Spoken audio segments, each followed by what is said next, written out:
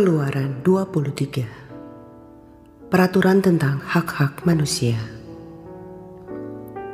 Janganlah engkau menyebarkan kabar bohong. Janganlah engkau membantu orang yang bersalah dengan menjadi saksi yang tidak benar. Janganlah engkau turut-turut kebanyakan orang melakukan kejahatan. Dan dalam memberikan kesaksian mengenai suatu perkara, janganlah engkau turut-turut kebanyakan orang membelokkan hukum. Juga janganlah memihak kepada orang miskin dalam perkaranya. Apabila engkau melihat lembu musuhmu atau keledainya yang sesat, maka segeralah kau kembalikan binatang itu. Apabila engkau melihat rebah keledai musuhmu karena berat bebannya, maka janganlah engkau enggan menolongnya. Haruslah engkau rela menolong dia dengan membongkar muatan keledainya. Janganlah engkau memperkosa hak orang miskin di antaramu dalam perkaranya. Haruslah kau jauhkan dirimu dari perkara dusta. Orang yang tidak bersalah dan orang yang benar tidak boleh kau bunuh, sebab aku tidak akan membenarkan orang yang bersalah. Suap janganlah kau terima, sebab suap membuat buta mata orang-orang yang melihat dan memutarbalikkan perkara orang-orang yang benar. Orang asing janganlah kamu tekan, karena kamu sendiri telah mengenal keadaan jiwa orang asing, sebab kamu pun dahulu adalah orang asing di tanah Mesir. 6 tahun lamanya engkau menabur di tanahmu dan mengumpulkan hasilnya. Tetapi pada tahun ke-7 haruslah engkau membiarkannya dan meninggalkannya begitu saja, supaya orang miskin di antara bangsamu dapat makan, dan apa yang ditinggalkan mereka haruslah dibiarkan dimakan binatang hutan. Demikian juga kau lakukan dengan kebun anggurmu dan kebun zaitunmu.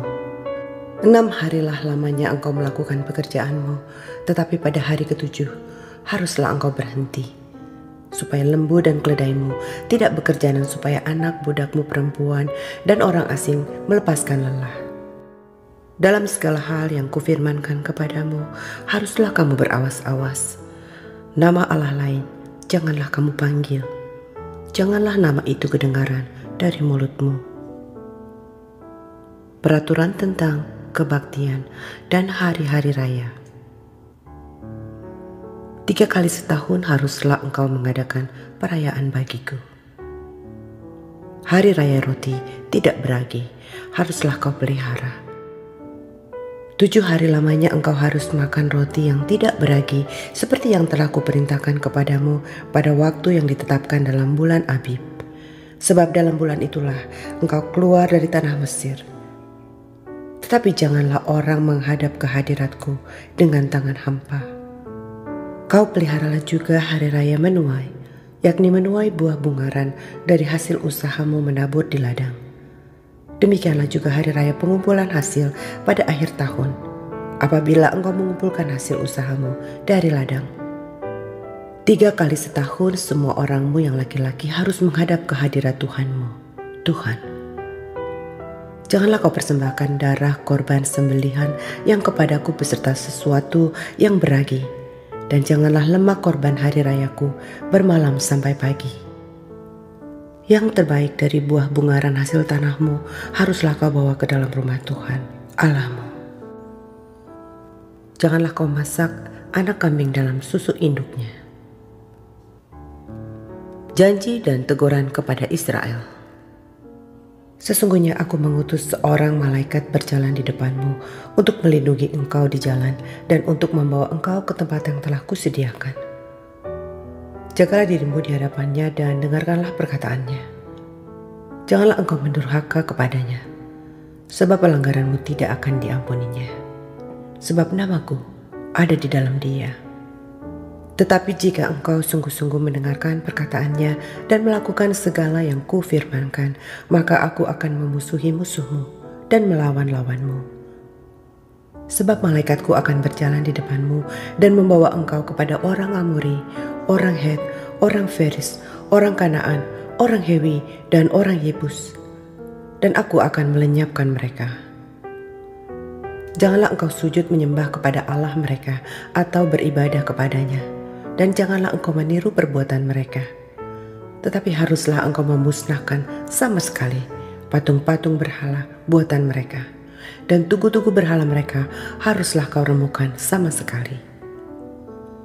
Tetapi kamu harus beribadah kepada Tuhan, Allahmu, maka Ia akan memberkati roti makananmu dan air minumanmu, dan aku akan menjauhkan penyakit dari tengah-tengahmu. Tidak akan ada di negerimu perempuan yang keguguran atau mandul. Aku akan menggenapkan tahun umurmu. Kengerian terhadap aku akan kukirimkan mendahului engkau. Aku akan mengacaukan semua orang yang kau datangi, dan aku akan membuat semua musuhmu lari membelakangi engkau. Lagi aku akan melepaskan tabuhan mendahului engkau, sehingga binatang-binatang itu menghalau orang Hewi, orang Kanaan, dan orang Het itu dari depanmu. Aku tidak akan menghalau mereka dari depanmu dalam 1 tahun, supaya negeri itu jangan menjadi sepi dan segala binatang hutan jangan bertambah banyak melebihi engkau. Sedikit demi sedikit aku akan menghalau mereka dari depanmu, sampai engkau beranak cucu sedemikian, hingga engkau dapat memiliki negeri itu. Aku akan menentukan batas daerahmu dari Laut Teberau sampai Laut Filistin, dan dari padang gurun sampai sungai Efrat.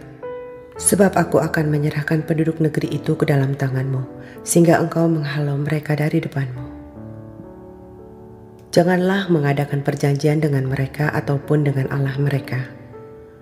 Mereka tidak akan tetap diam di negerimu, supaya mereka jangan membuat engkau berdosa kepadaku dengan beribadah kepada Allah mereka. Sebab tentulah hal itu menjadi jerat bagimu. Keluaran 24. Upacara pengikatan perjanjian antara Tuhan dengan bangsa Israel.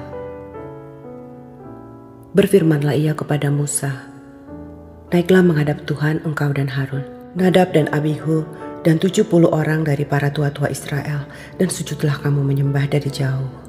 Hanya Musa sendirilah yang mendekat kepada Tuhan, tetapi mereka itu tidak boleh mendekat, dan bangsa itu tidak boleh naik bersama-sama dengan dia. Lalu datanglah Musa dan memberitahukan kepada bangsa itu segala firman Tuhan dan segala peraturan itu. Maka seluruh bangsa itu menjawab serentak, segala firman yang telah diucapkan Tuhan itu akan kami lakukan. Lalu Musa menuliskan segala firman Tuhan itu. Keesokan harinya pagi-pagi didirikannya mezbah di kaki gunung itu dengan 12 tugu sesuai dengan ke-12 suku Israel. Kemudian disuruhnyalah orang-orang muda dari bangsa Israel, maka mereka mempersembahkan korban bakaran dan menyembelih lembu-lembu jantan sebagai korban keselamatan kepada Tuhan. Sesudah itu Musa mengambil sebagian dari darah itu lalu ditaruhnya ke dalam pasu. Sebagian lagi dari darah itu disiramkannya pada mezbah itu. Diambilnyalah kitab perjanjian itu, lalu dibacakannya dengan didengar oleh bangsa itu, dan mereka berkata, segala firman Tuhan akan kami lakukan dan akan kami dengarkan. Kemudian Musa mengambil darah itu dan menyiramkannya pada bangsa itu serta berkata, inilah darah perjanjian yang diadakan Tuhan dengan kamu berdasarkan segala firman ini. Dan naiklah Musa dengan Harun, Nadab dan Abihu dan 70 orang dari para tua-tua Israel. Lalu mereka melihat Allah Israel. Kakinya berjejak pada sesuatu yang buatannya seperti lantai dari batu nilam, dan yang terangnya seperti langit yang cerah. Tetapi kepada pemuka-pemuka orang Israel itu tidaklah diulurkannya tangannya. Mereka memandang Allah, lalu makan dan minum.